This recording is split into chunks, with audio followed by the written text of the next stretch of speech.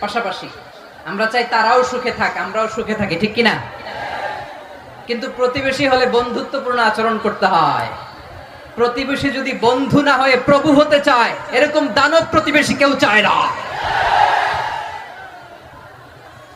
ভারত যদি বন্ধুত্ব উপহার দেয়, আমরাও বন্ধুত্ব দিব, কি বলেন?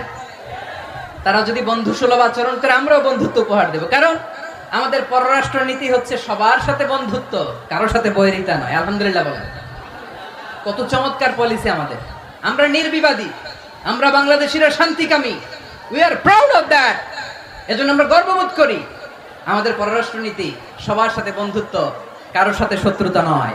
তাই প্রতিবেশী দেশকে বলবো, আমার ভাইয়েরা, আপনারাও আমাদের ভাই, বন্ধুত্ব দিলে বন্ধুত্ব পাবেন। বন্ধুত্ব ইজ ওয়েলকাম, দাদাগিরি নয়। বন্ধুত্ব ওয়েলকাম।